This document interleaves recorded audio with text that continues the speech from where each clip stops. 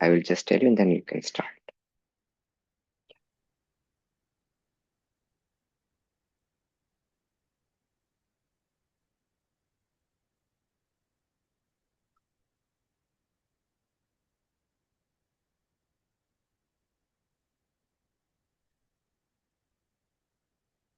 Samariji, and hello everyone. Hope you are all enjoying the course so far. And today we are going to learn on qualities of an effective yoga teacher. So what is the agenda? The first thing is knowledgeable. You should be knowledgeable.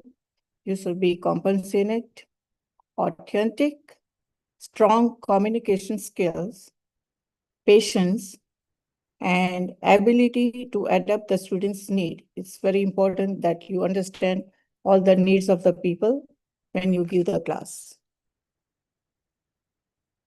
So first we'll come to the agenda of knowledge and preparation. So you should first have a strong understanding of yoga anatomy. And I know that we have done a lot of anatomy, and in the future also some doctors will be giving information of anatomy, like for example, for the spine, or if the patient is diabetic, or then what asana that helps with the anatomy wise. So anatomy understanding is very important when you teach yoga class. And the other thing is ability to sequence the class are fundamental. And the third thing is compassion. You should have a very clear instructions. Like if you are doing any pose, you are doing with the breathing instruction, their benefits, so people know what they are doing with awareness. You should have a proper caring and understanding attitude. You should be very active listening and give a positive response. So what we are going to do is authentic, like mastery and original sources, like Talasan, for example. You should have a correct terminology of yoga terms. Like if you are doing, say, chair pose, you know it is Balasana. Or if you're doing cobra pose, you know it is Bhujangasana. So some of the Sanskrit name is very interesting and has a meaning to it. So, and as well, you pronounce those Sanskrit words in a very clear and proper way. And you should have adequate knowledge of the topics of the discussion. So that will come later in detail. So we'll go to the next point. So as we said, strong communication skills. This is a very powerful tool in public speaking. It involves varying pitch, tone, and volume to convey emotions, emphasize points, and maintain interest. So we have like pitch variations, tone, inflection, volume control. You don't want to be too loud. You should have a very calm speech, effective body language, enhances yoga messages, making it more impactful, memorable. You should have a meaningful eye contact, purposeful gestures, maintain good posture, control your expressions. And you should have patience, like the ability to guide the students through their practice without judgment. You shouldn't be judgmental, and you should just have equanimity.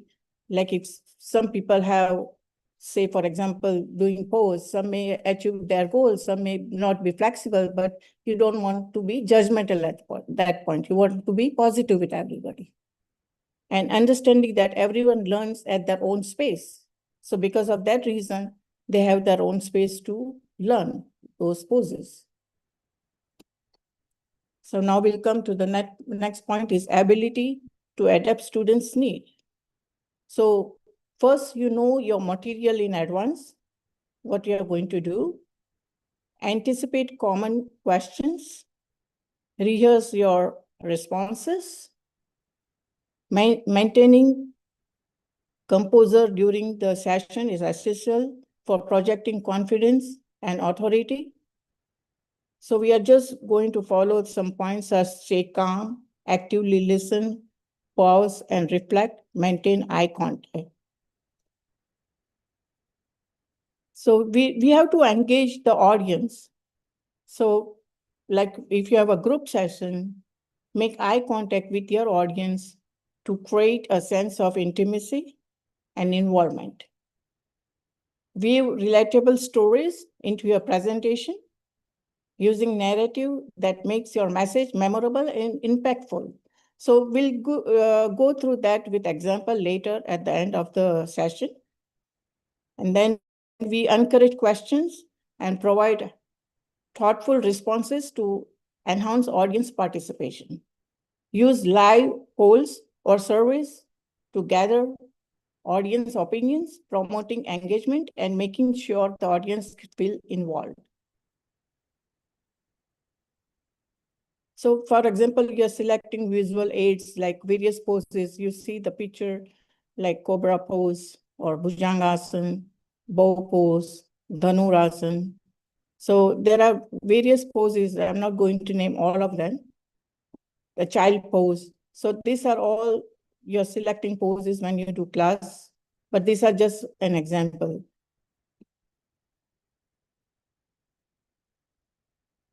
So we did this already previously. We talked about it. So I'll go the other slide. So navigating question and answer session.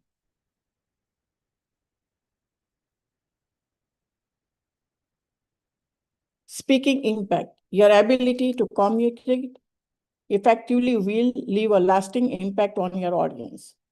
Effectively communicating involves not only delivering a message, but also resonating with the experiences, values, and emotions of those listening. So when we do a survey, like all the metrics, like learn to infuse energy into your delivery to leave a lasting impression. One of the goals of effective communication is to motivate your audience. For example, the metric audience attendance of attendees were target 150, but actual was 120. Then engagement duration minutes was 60, took 675 minutes. The question and answers interaction of questions were 10, but it actual was 15. Positive feedback, the percentage was 90, but actual was 95. Rate of information retention percentage 80, the actual was 85. So these all survey will make us more prepared in the future how to increase our points in a positive way. So the final tips and takeaway is consistent rehearsal, strengthen your familiarity, refine delivery style, pacing, tone, and emphasis, timing and transitions, aim for seamless professional delivery, practice audience, unleash colleagues to listen and provide the feedback.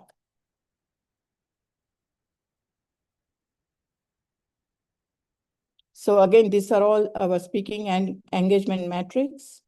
When you see, how was the audience interaction? For example, the percentage was target 85, but achieved 88. So knowledge retention percentage was 75. The achievement was 80. Post-presentation surveys, average rating was 4.2, but achieved 4.5. Referral rate percentage 10, achieved 12. Collaboration opportunities was 8, achieved 10. So these are the various aspects. But now I would like to do more on discussion in a practical way. So in that case, I will unmute everybody for a common discussion with the creativity and how teachers should present themselves. So we'll unmute everybody.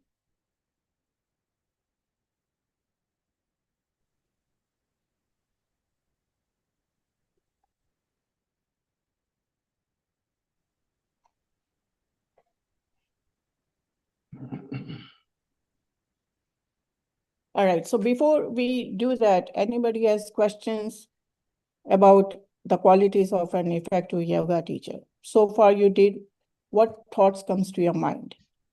What will be helpful to be an effective yoga teacher? Binaji, one quick question on those metrics, right? Yeah, I'll go Would to you, that.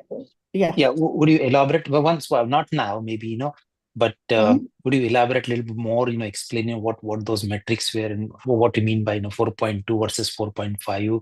Yeah, let Uh, me go there. you can do it later as well. I mean, you don't have to do it now, but So that's one question. basically, when we give the class, we target like percentage wise. Okay, so this, I mean, we give the numbers like under 10. Like if we think it was like response 4.2, but you achieve like 5 because right, when you interact with people, how the class was. Okay. That kind of thing. It's It's more more of like a it's more rating, like you mean to say? Rating? Yeah, it's more like an interaction, that at that time. And then when you do a poll, like, in some places they do a suggestion box, people do write their comments. So that's how also you collect the metrics. Like if you have like, for example, if we have a camp, you do a matrix on that. People put suggestion in their boxes, right? So that kind of thing. So Sure. at least you know where you're standing in that case. But in general, group classes is not going to be like that. Sure. But this is more for us to get more good quality. We can more refine on our, skills. So that kind of thing. So, for example, if you want to be an effective, we came to the second page. Let me go there.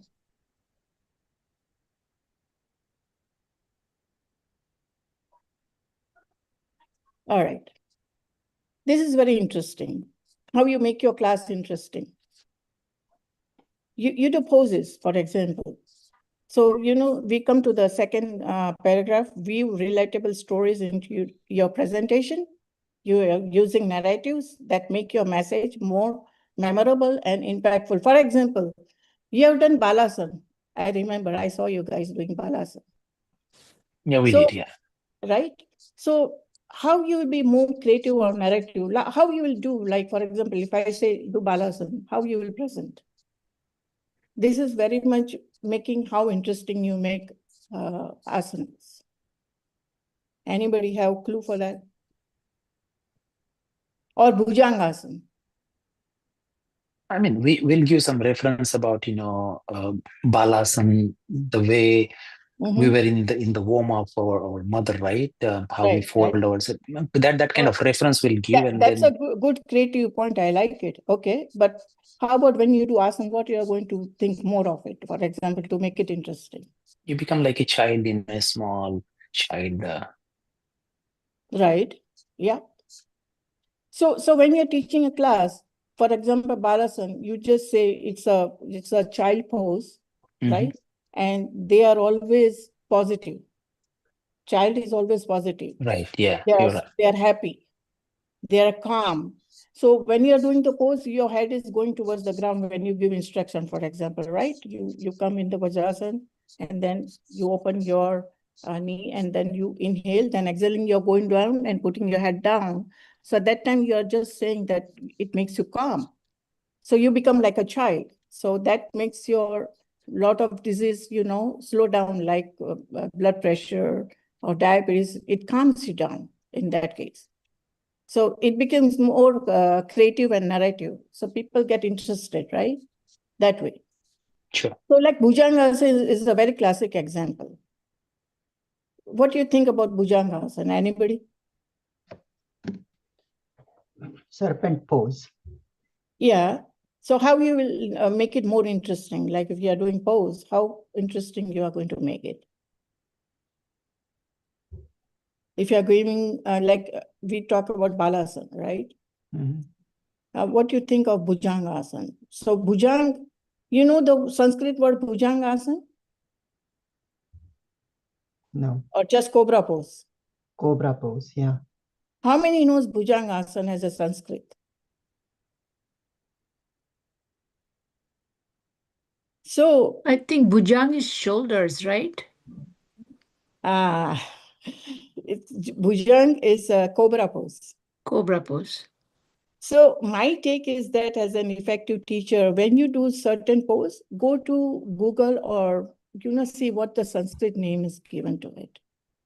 Sometimes it makes very interesting. Why I'm saying that, like say, for example, Cobra pose is Bhujang Asana. We have a slide of that also, I think.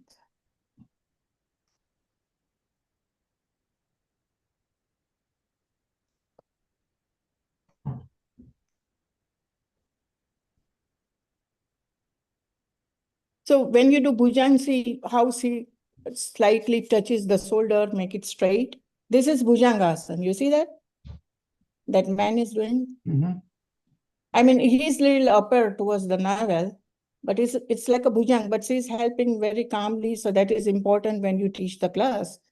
And they don't get arrogant. It's also important when you touch them. So you have to be very polite and that kind of thing. So like Bhujangasana. So what is Bhuj?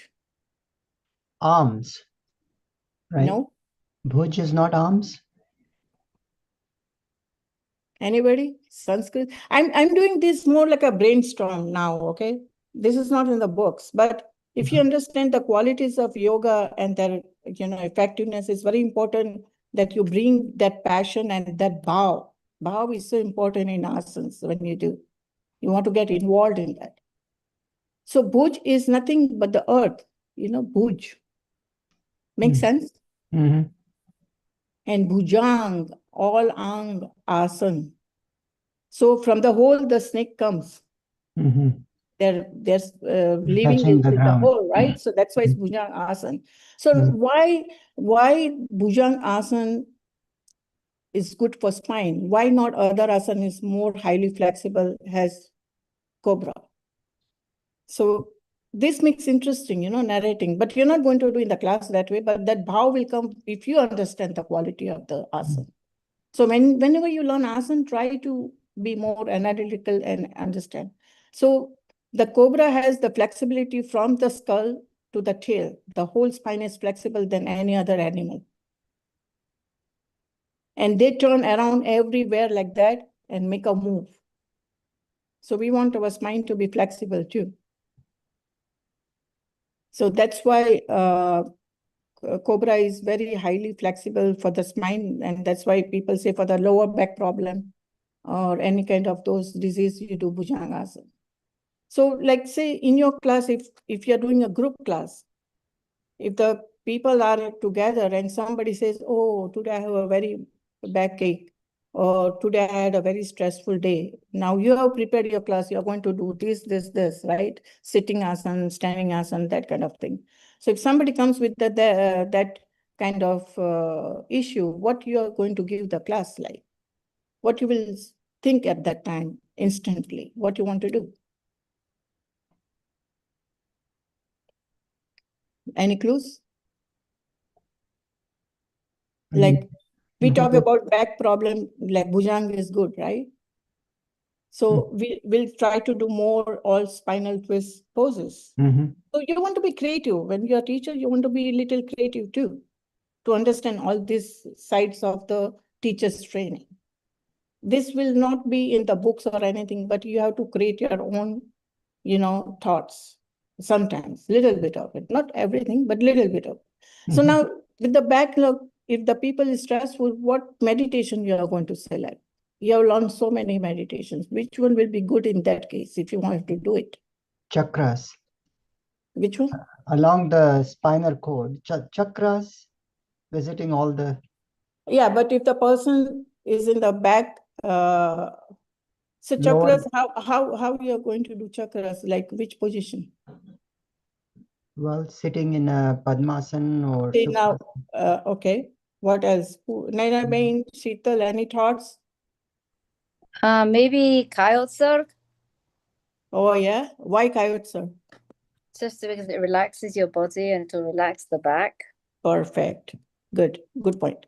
So yeah, Rakesh bhai, you said chakras is good, but think about that. If you're in pain, how you are going to sit? That people will not be that comfortable to sit that long period. So Kaiotsa helps a lot in that case. For example, because you are going to lie, that person is going to lie down, or the person is stressful, they don't want to sit. You want to relax. So at that moment, you think about Kaustha. And so, and if you are in a perfect state, yeah, you can do chakrasana or even psychic colors you can do in Kaustha also. But this is the best pose when the people listen. So what I'm trying to say, that to be more effective, you want to relate, you want to understand. When you are learning, you want to understand with the awareness what asana, where is going to be helpful, which way is going to be helpful, and where I'm going to do this. So that kind of thinking, you want to be analytical that way. So I think that will help a lot with that awareness. And I know in the future, you are halfway. So when you're doing other classes, that will make you more aware to think about on that background, to be more effective in your poses and give the benefits and advantages of the poses.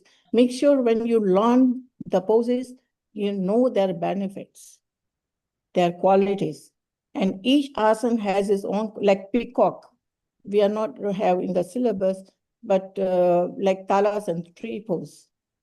So when you, it's like a mountain pose, you become strong like a mountain. So you put those passion together to teach the class.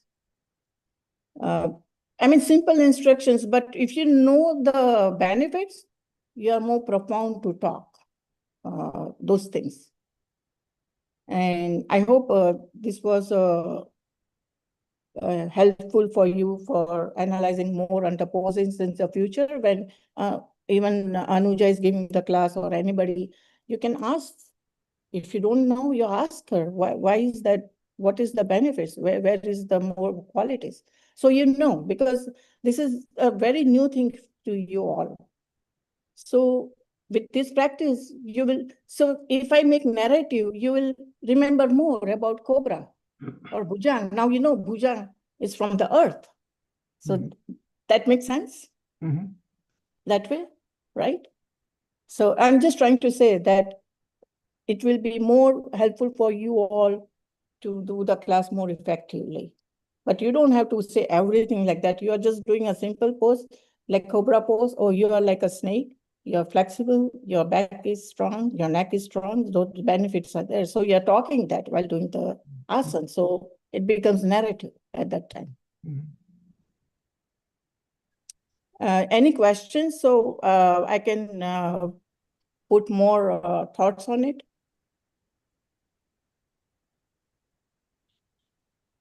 So far you learned, and anything you can analyze or give more points or qualities of it?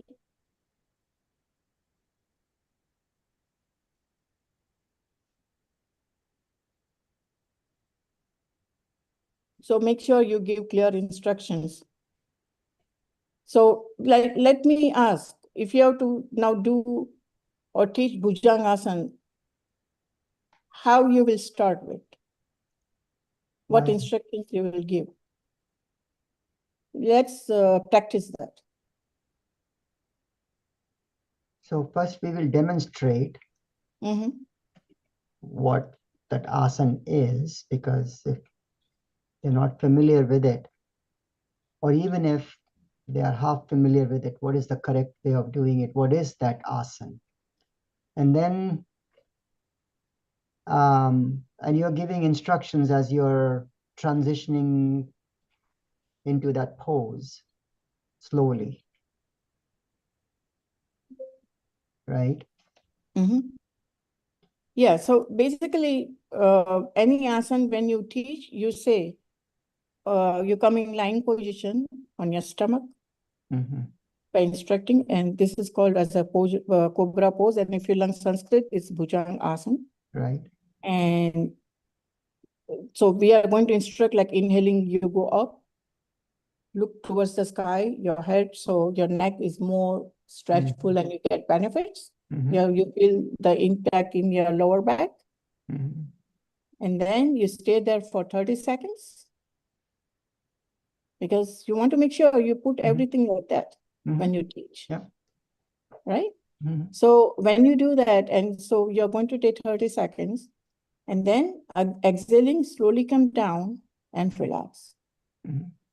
So, sorry. Somebody was asking anything?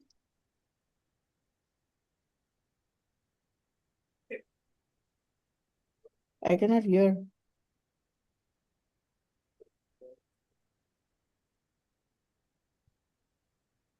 Mhm.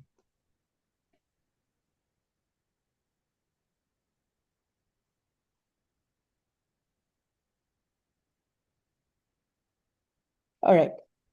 So each asana, you will be talking benefits while teaching. You will be giving instructions of the inhale, exhale, and where to stay, like 30 seconds, 15 seconds. So slowly in the future, you try to make those points accordingly when you learn ahead.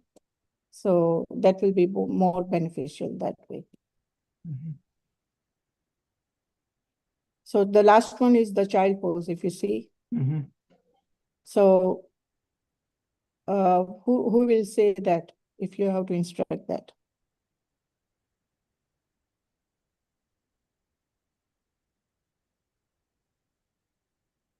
Pari, you want to share? I'm sorry, can you repeat the question? I said if you have to teach a child pose, how you will instruct? You did Oh, before child pose, right? So you want me to walk you through it? no, you just talk. You don't have to demonstrate. But when you do the pose, how you will instruct? Well, I instruct them to first get into Vajrasan if they're standing.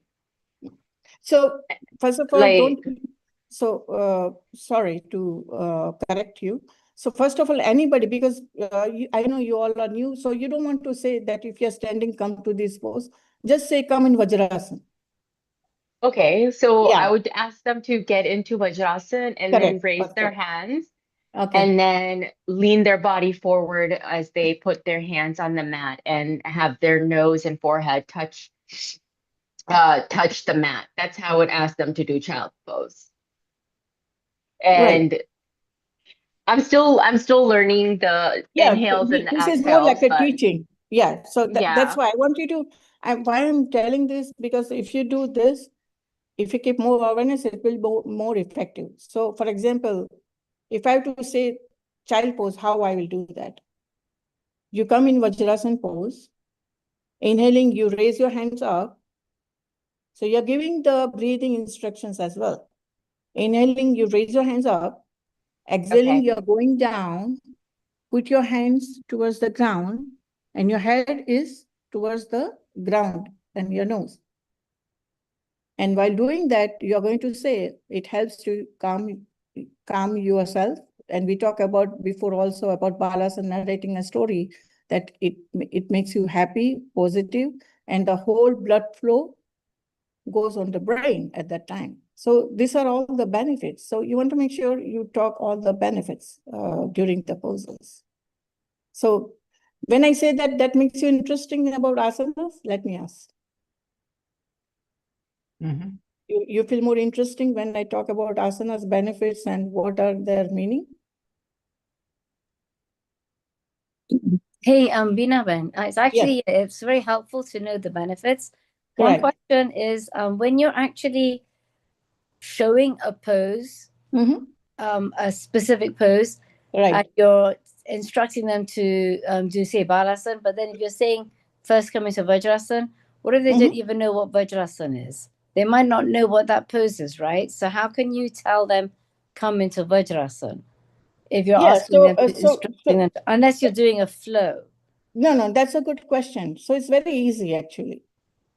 So first of all, you're demonstrating yourself, right? So you're sitting in Vajrasan. So you tell them this is Yeah, Vajrasan. so you just say you fold your knees and sit on your heels. You're right. Okay. Right? And then you can tell them this is Vajrasan pose. Correct. Okay, Yes. okay. So these all little things are very important. And it comes naturally once you will be into it. Yeah. But see, that's what I'm trying to say, that will be effective. Yeah, you bend on you sit on your knees. Yeah, bend your knees and sit in your heels because your hips is on the heels. Yes, it's on your heels. Correct? Yeah. Right. So that's how you will say. Okay. And Yeah. when you're talking about the benefits, are you, so when we're teaching a pose with the benefits, Exactly. you're talking about the benefits as you're doing the pose, Right. whilst you're doing the pose? So I'll give one example, how I will do one pose, for example. Okay. All right. So let me pick which one you want me to say, Bhujangasana, Balasana, which pose you want me to talk. I will just say how exactly you present. Right. Which- You can do either of them. I just Okay. want to know how you say the All right. benefits at the same time as doing the pose. All right. So if I have to teach, like, say, cobra pose, okay? Let's take an example. And you don't know that person is in sitting, standing, or sleeping, first of all. Right. Right? So most of the time when you are doing poses, all lying down poses comes after either standing or sitting, usually, to my knowledge. Mm-hmm. So anyhow, so for example, you have done some warm up in the standing, and then in sitting, you have done, like, say, Bhadrasana, for example. You have done that pose also. Let's put it that way in the class. Okay.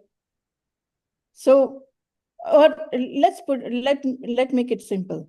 If you are in any pose, you just say, come lying down on the ground on your stomach. That makes sense? Even the person is standing or sitting, you are going to say, you lie down and come on the, you lie down on your stomach. That's how you're going to say. Because Bhujangasana is, your back is up, your stomach is on the ground, correct? So you're going to say, lie down on your stomach, and then bring your palms towards the chest, your chin on the floor. So when the chin is in the floor, your forehead is automatically like that, down on the, near the ground, okay? So bring your both heels at the back together. And then inhaling, going to go up towards the sky and just rise to the navel level. You're not going higher than that. So inhaling, you're going up, stay there for 30 seconds or 15 seconds. You can start with 15 seconds if it's a new class. Stay there 15 seconds and your eyes towards the sky or ceiling you're looking. Exhaling, go down, bring your forehead to the ground. And Bhujang, and that's where you're going to say the benefits. The Bhujangasana helps your neck, your lower back. It makes stronger. It makes your spine flexible. And then slowly you come in sitting position. Okay, perfect. Thank you, Bina. So actually, then- you demonstrate the pose, and then as you're coming out of the pose, you tell them what the benefits Yeah, are. so make sure, like, say, Balasana, for example. As you said, nobody knows Vajrasana. So you're going to say, okay, bend your knees and sit on your heels, and you are sitting already at that time. So they are visualizing you also at that time. Okay. And then you're going to say inhaling, go up. So make sure you say breathing, inhaling, go up. Because in yoga, inhale and exhale plays a very important role.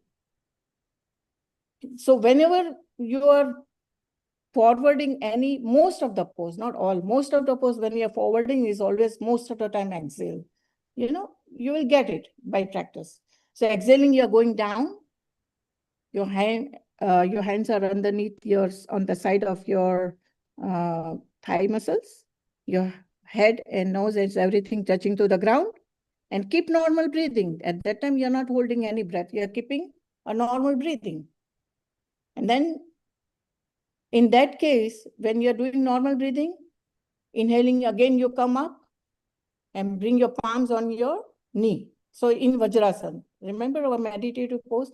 So in this case, at that point, you are going to say that child pose helps to calm you down, gives a lot of blood circulation to your brain, It helps the flexibility of your lower back also when you're bending. So at that time in sitting position, in that case, you are going to say, because when you're putting your head down, in this case, it's hard. So whenever there is it's natural, whenever you do, or even while doing also, you can say that this pose helps to calm down, but make sure you keep saying the benefits.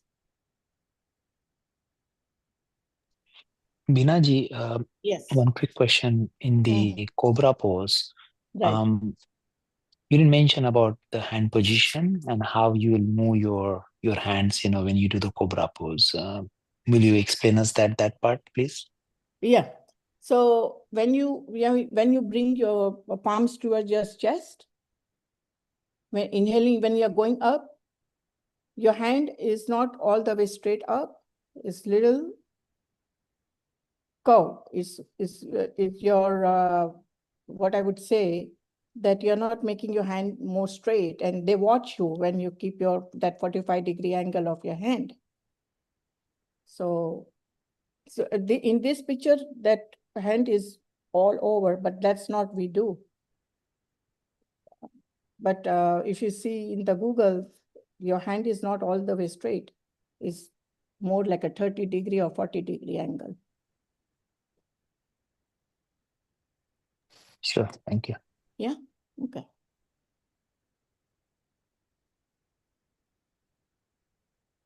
But as I said, when you do all, like benefits, you can select any time. Don't worry that at this time I want to say, or that time. While doing also, you can just say, like, even inhaling Cobra pose, it helps your lower back. You can say if you want to say at that time, or when you're coming back to the position, you can say at that time. But the benefits are important to understand people when they do anything. So in child pose, I will come in the Vajrasana pose in sitting position, and I will talk because you are seeing their face at that time.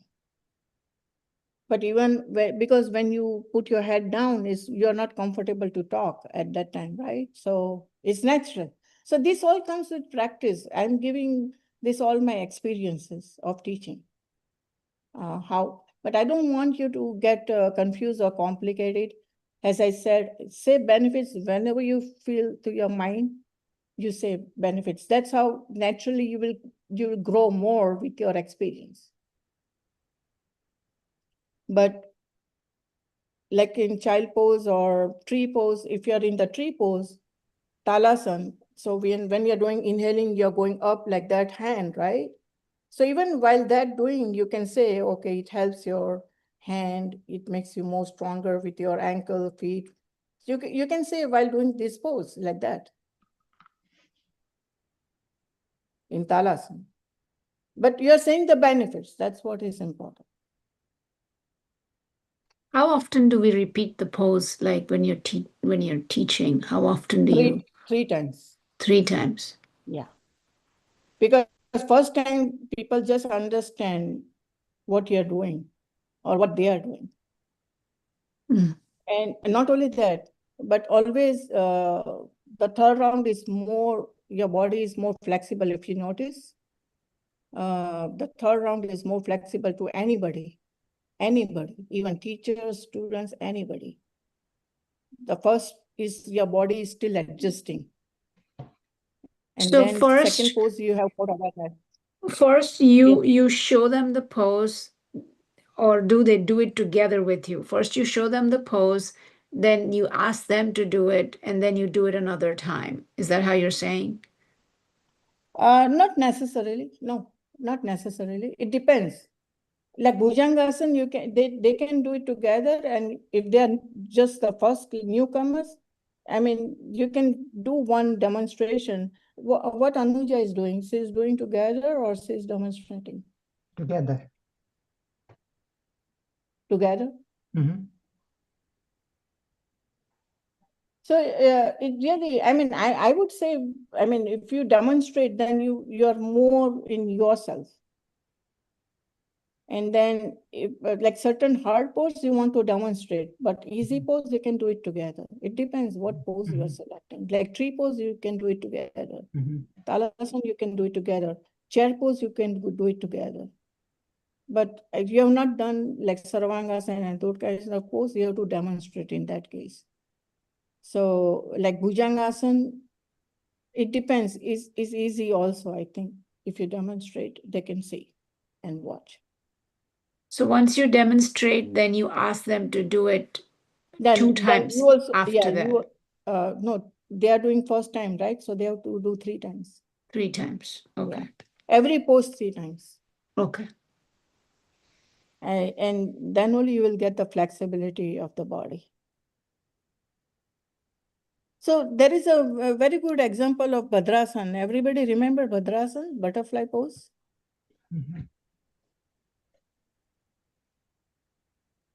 So for example, if you're doing butterfly pose, you're going to give the benefits of butterfly. You know how they swing? Like wings, they swing, right? Like that. So Yeah. our thighs and they get stronger too. So for example, if you're doing butterfly pose, for example, so in that pose, you're bringing both feet together, you're holding and your back is straight and you are swinging your both thigh muscles, right? So you're going to say that your legs get stronger like butterfly wings. Like that kind of, because it's a butterfly pose. It comes to your head, oh, butterfly has wings. It's a creativity, that kind of thing. But you don't have to analyze all those poses. But what I'm trying to say, just say the benefits. When you are doing Bhadrasana, okay, it makes you stronger, your pelvis, in that case. So those kind of benefits you want to talk about. So whatever you're studying the poses, you go when on weekends, when I know it's all people are working, it's very hard to get in details, but the best suggestion, whatever poses you have, make a list. On the weekend, you go to any Google, or if they have not given you the benefits, and just drag like 2 or 3 points of benefits, not more, just 2 or 3, that it helps for pelvic, it helps for lower. So bring out those few points. So you make it your class more effective that way. But if you just say, oh, I'm lying down, inhaling, I'm going up, so that is a cobra pose, and then you leave it, how that would be? Does it make sense? Yes. Yes. Right? So when you say qualities, you will be interesting, making the class more interesting, and they know what they're doing, for what purpose they're doing. So still you are halfway to go. So make that practice of writing those benefits. And if you need any help, please let me know. I can help you. And there are a lot of books available in Barnes and Noble also. BKS Iyengar for yoga. Or we have in our curriculum some of the poses also. But if you want to look everything, then they have given instructions, inhale, exhale, everything. So keep one book, or because online also you will look and just go, but just keep one Hatha yoga book to get more practice of it and be more confident to do that kind of thing. Because when you teach the class, if they cannot do the pose like Sheetal, you said, right? If they are doing first time, some people may not even get the pose if they have some hard time. Then you are going to gently touch their arms, like in this picture slide, you see that she is helping that person to have her shoulder straight because it's a little crooked, right? So she's trying to make it straight. So the gentle touch. So those kind of clear instructions you will know when you are doing with the benefits also, how that pose is. But as I said, in this pose, the hand is very straight. So if you see the pictures in Google, you will see a lot of variations on cobra, what position of the hand. This is upper the navel he's going, that's why. So we are just going towards navel. So if you're done in the class, just do that way, because I don't want to make any confusions. There are so many variations in yoga. So follow what you have done in Cobra in your class with that hand position and just do that way. So that's fine, absolutely fine. You're not going to lose anything out of it or benefits. But the more you teach, you will be creative by yourself. That's what I'm trying to say. It's nothing else. Any pose, like Surya Namaskar. I remember last time I talked about it, like what Surya brings, warmth, energy. So we are talking that. That comes by experience. It's not in the books. But this is something I'm giving you more hints that you know about it. It's more narrative. So sun salutation, when you do 12 pose, you feel heat, right, in your body? I'm sure. When you do that 12 pose exercise, you get exhaust, right? So that's the sun energy. Correct? Yes. Yeah. So when you do initially in the prayer position, you're just, it's natural, okay, it's giving you warmth and energy and flexibility. So you're trying with that start. That's what I'm trying to tell. That is more narrative, and understanding and instructions of sun salutation.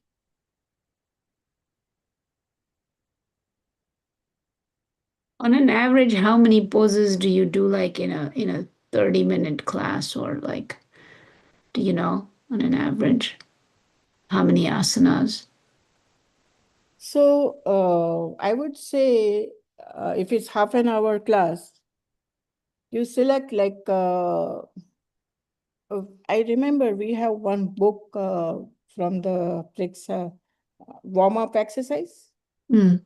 So first you always start with warm-up exercise because we are stiff, like people who are coming, they're stiff, right, with that. And then I would suggest that you select like 3 to 4 poses sitting, then 3 to 4 in standing. Okay. And 2 in the lying position on the stomach, like bhujang, or I don't want to give other names because if you have not done, you may do it in the future. So on the stomach, whichever you are learned, I mean, I can give the names. I have a lot of names, Naukasan, that kind of things. So you select 2 on lying down on your stomach, and then 2 or 3 on your back. You're lying on your back. So what I'll do when I will demonstrate in the center, or maybe, let's see. There are a lot of twisting, I think Anuja must have done on the back when you must be lying some of the poses.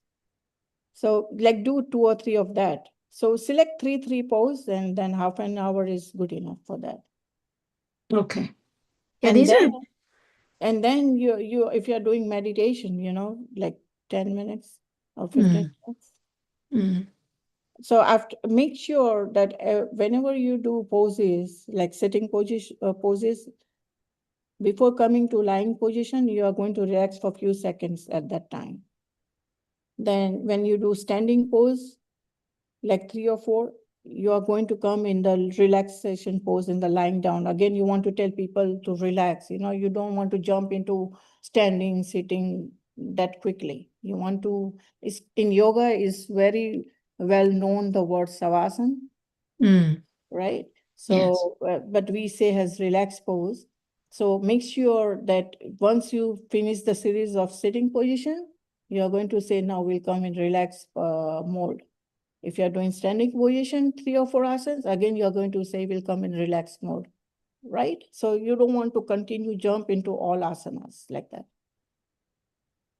Okay. It's very important that between those poses, you do savasana or relaxed pose. But we highly use a relaxation pose. But in yoga, most of the time, this is savasana. But wherever we use word here, we use as a relaxed pose. So every time you want to come in relaxed pose after doing 3 poses, you don't want to jump quickly on all poses. It's very important. Because some people may get a BP high, or you never know if you're doing a lot of forward bending, backward, and everything like that. So Yeah, that was a good question.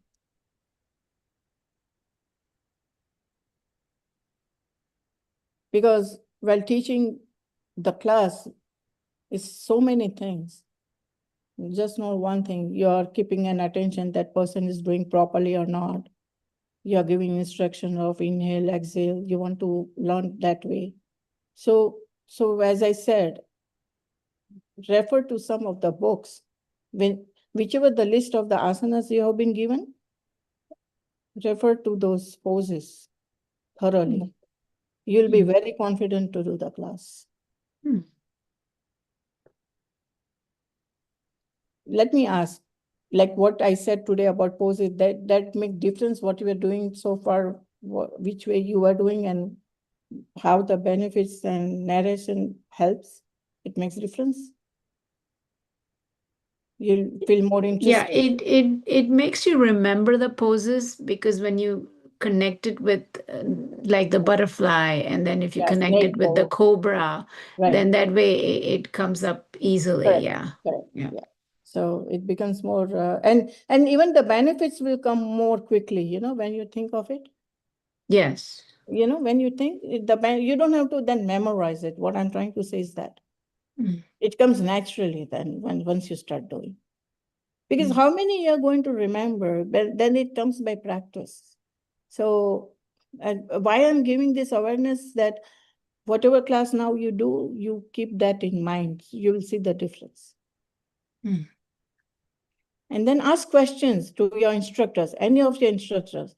Okay, how you instruct this, or what are the benefits? What is the inhale, exhale instructions? Ask questions if you're confused, if you're not kept that awareness during that poses. Because if you're just doing poses like aerobics, it's not going to work. It's not going to work.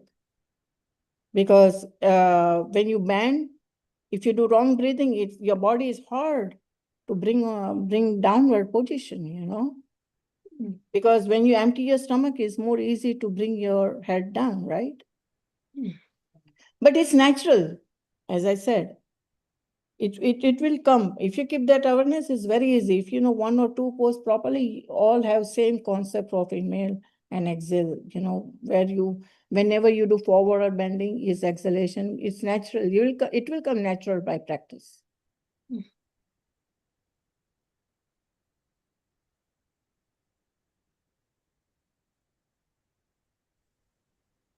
That's why it's so important you have clear instructions. This slide says a caring and understanding attitude, active listening, positive response.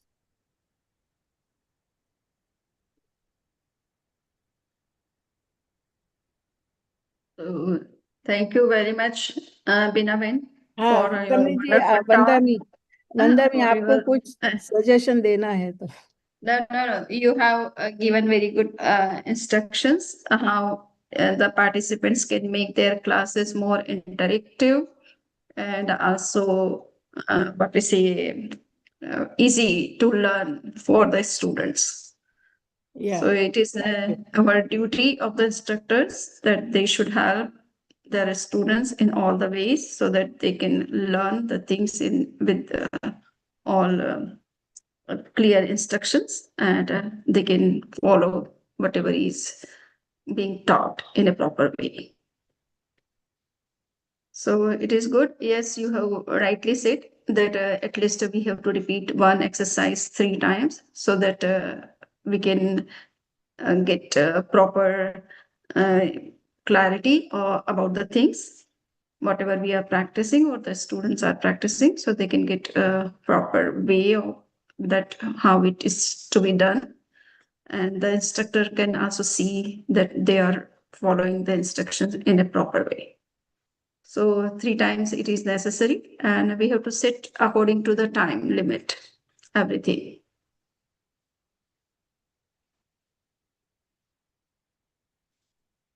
Yeah, just make use of proper logic, whatever you're doing. Yes. I think you cannot go wrong in any way. So, Correct. and as I said, right now you are in a learning transition. You ask any questions. So this will bring more awareness to yourself when you are ready for the sessions. And even Samriji is here to give you, I mean, even I got help to do a lot of technological things too. I mean, I'm learning so many things at the same time. So as I said, it's never ending process. And we all learn from that with experience, and you get more knowledgeable by practice. And one thing you have said that everybody should know the proper term, Indian or technical term for particular pose, so that we can understand the importance of that particular posture or exercise. For example, Bhujangasana, that is said cobra's pose. So we first know the proper Indian or yoga term for that. So that is Bhujangasana, Shalabhasan. So by the very term, we can be very clear that how this pose should be done, because we know about all these animals or any other pose. So that is also very important, and it makes more effective if you know the proper terminology for all those exercise or meditation or steps. So that is also very important. And the inhalation and exhalation and relaxation, these are also very important when we are practicing any exercise, especially in Praksha meditation. We focus on proper inhalation and exhalation with every step. And at the same time, whenever we are doing any kind of exercise, we have to do the counter exercise also. Okay, so it will balance our body system. And if we have problem in any part of the body, that will also be properly treated. So the counter exercise is also very important to follow. And the last, we have to do relaxation, so that whatever exercise we have done, if our body parts are displaced, they can reset at their place and our body can work in a normal way. So all these instructions are very important to keep in the mind when we are giving any such kind of exercise to anybody. Okay, so Binaji, could you please stop your sharing so that we can talk? Yeah.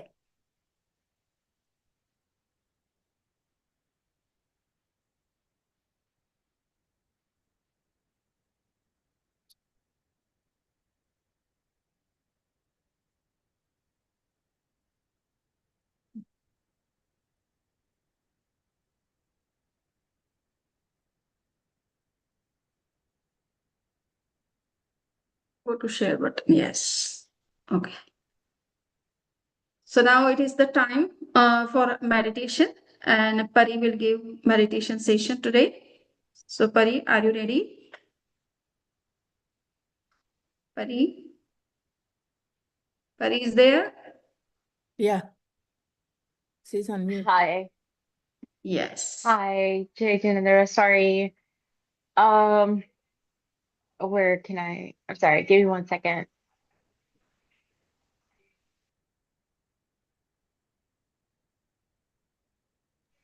I don't know the meditation. I haven't memorized the meditation. It's been hard for me to memorize the meditation. 1 second. That the requirement to the Preksha Dhyan to memorize. See, if you can memorize, then it will help you to give session anytime and everywhere, okay, without any book support. But if you could not do that, by that time you can take the support of the book. Okay. But just, yeah, so it would be better. We have to keep, these are the simple instructions, so we can keep in the mind.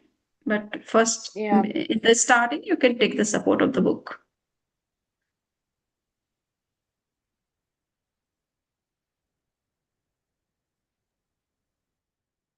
The book is available on the WhatsApp group, Pariji. Don't call me Pariji. I don't like that. Don't do that.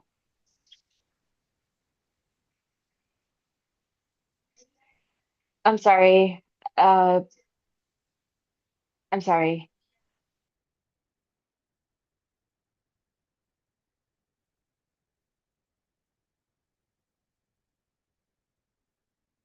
The book is also posted on the Google Classroom as manual for meditation and body postures, body exercise, physical exercise. So you can find out from there also.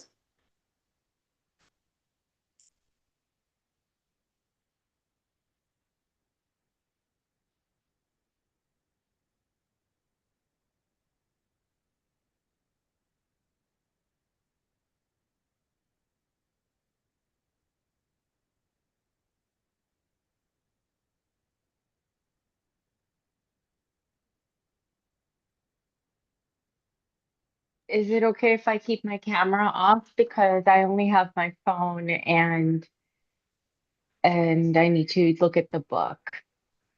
Okay, you can do that. Thank you.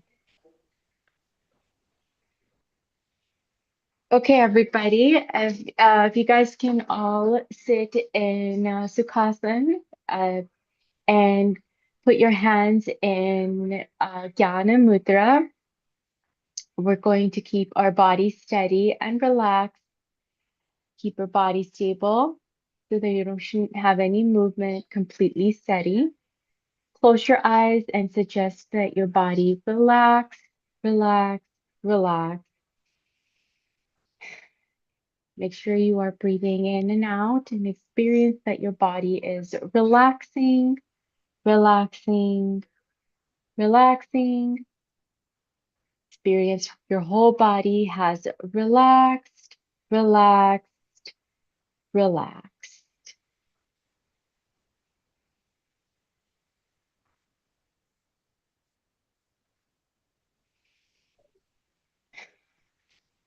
Okay, and then I'm sorry, this seems like it goes a little too fast to go.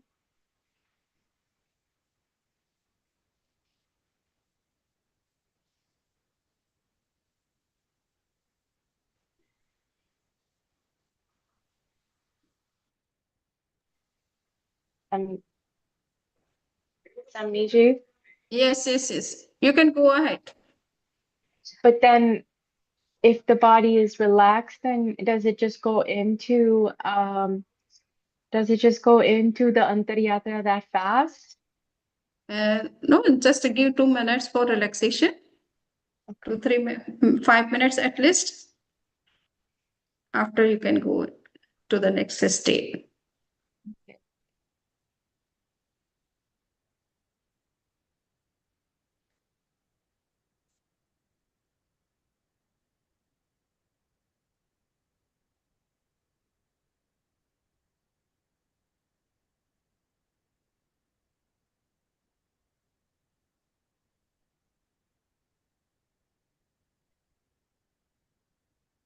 Make sure you guys are taking a deep breath in through your nose and slowly exhaling.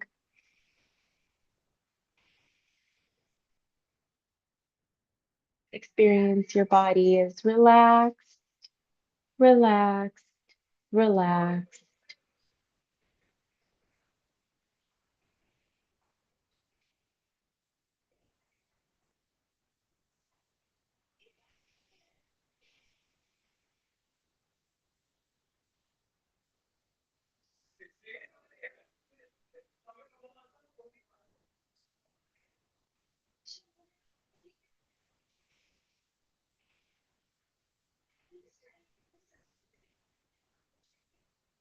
Your whole body is relaxed, relaxed, relaxed.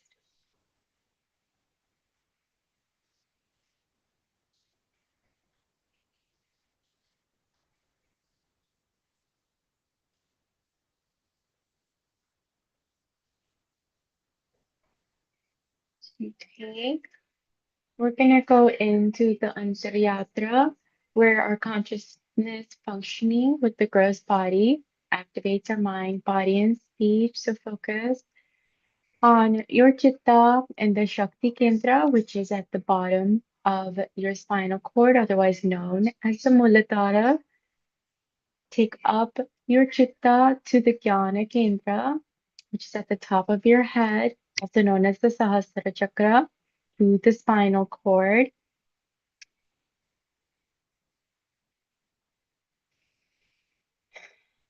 Bring your chitta down through the spinal cord to your Shakti Kendra. So experience the energy going up and down, flowing.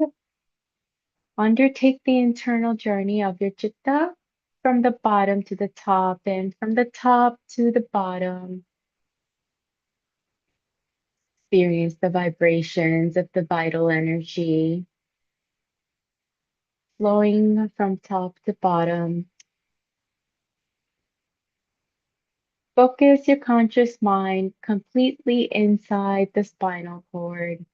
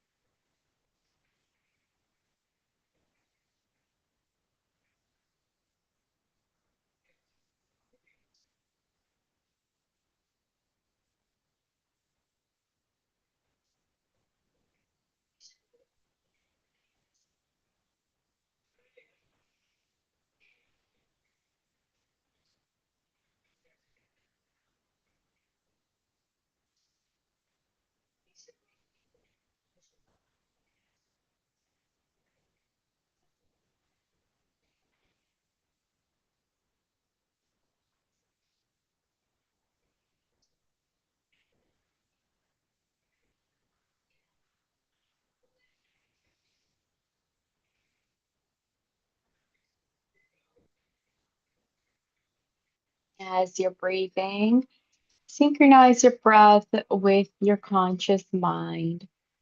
As you inhale, bring your conscious mind from top to bottom. And as you exhale, take your conscious mind from bottom to top.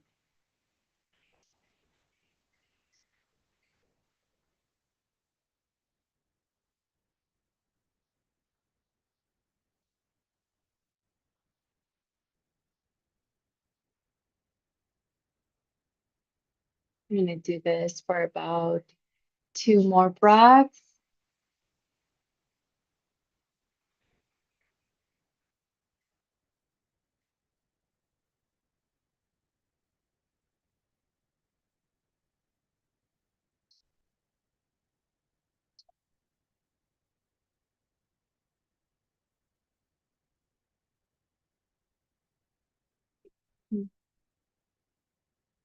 Okay, as you take your breath, we're going to go into the Dirga Swas and Praksha, or the perception of long breathing. So make your breath slow and long. Inhale slowly and exhale slowly. Make your breath rhythmic. Maintain the same duration that you have taken for the first time for your inhalation and exhalation. As you breathe, feel the vibrations of your breath up to the navel. During the inhalation, the abdominal muscles expand, and exhalation, the abdominal muscles contract. Concentrate your conscious mind at the navel. Experience the expansion and contraction of abdominal muscles with each inhalation and exhalation.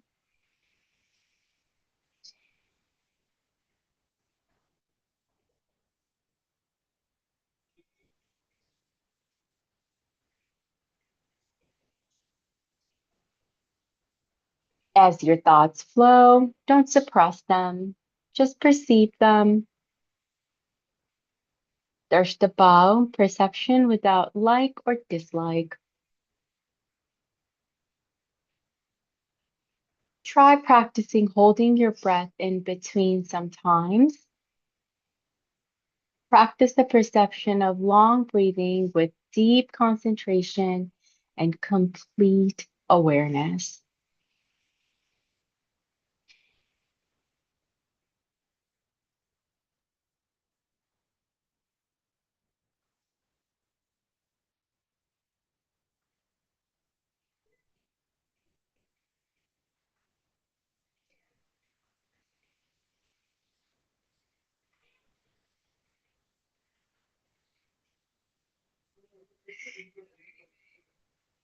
Shift your conscious mind from your navel to inside at the junction of both nostrils.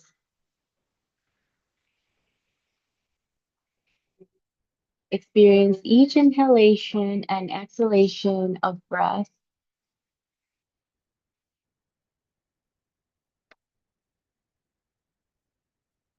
Inhale and exhale each and every breath knowingly.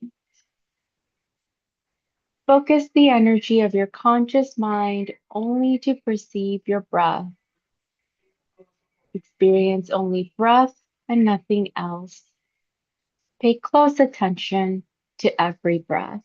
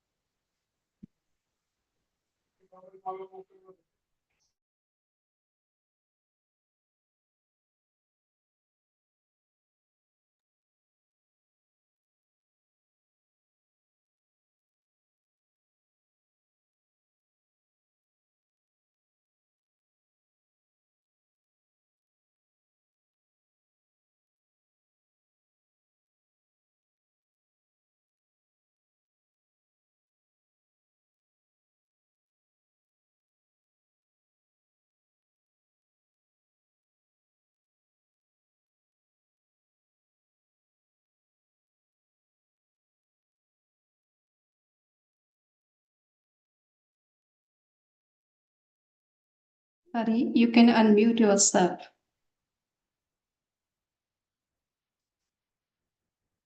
Hari,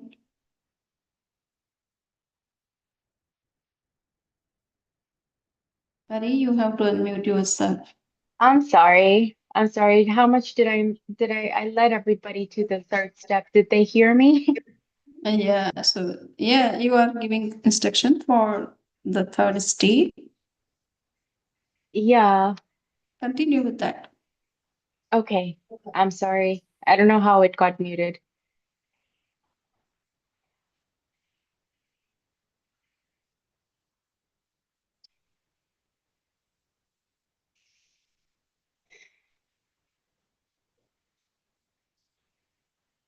Okay.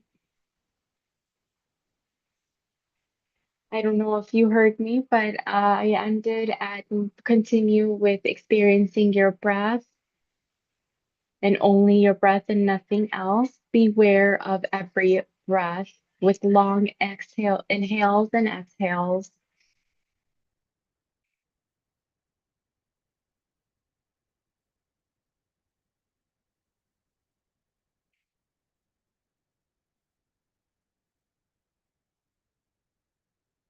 Okay. We're gonna go into the fourth step of the Jyoti Kendra meditation.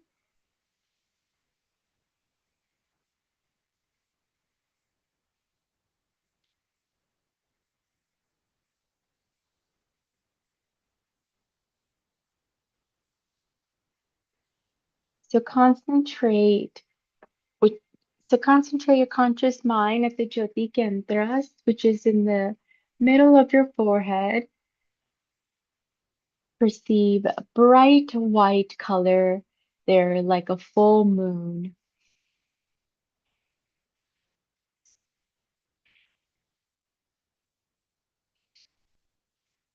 Spread your conscious mind throughout your forehead and perceive bright white color there.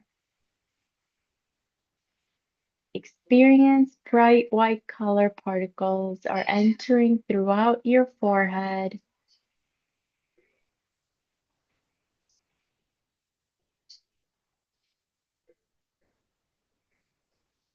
Experience forehead is completely filled with bright white color particles.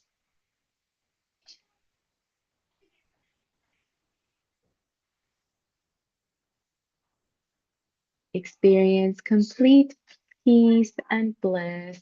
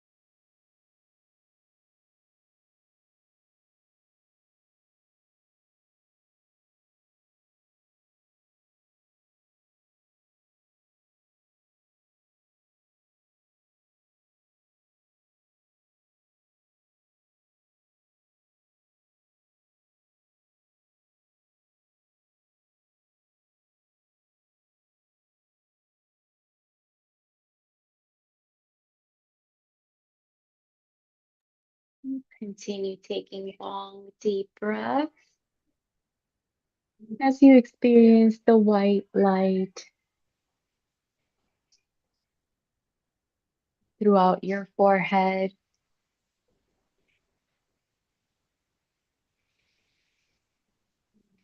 Experience peace and bliss all throughout your body.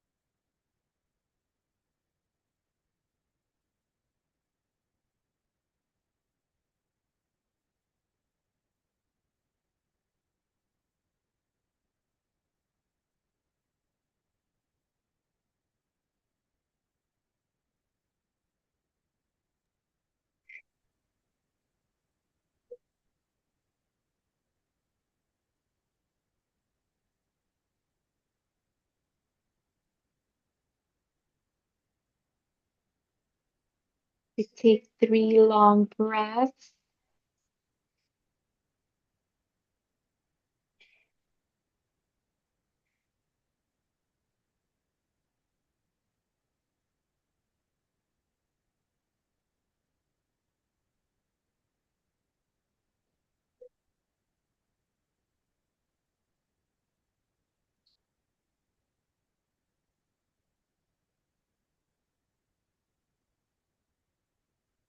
Take your hands and rub them together and put them over your eyes.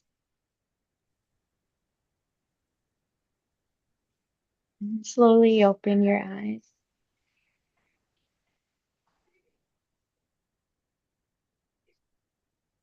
Okay.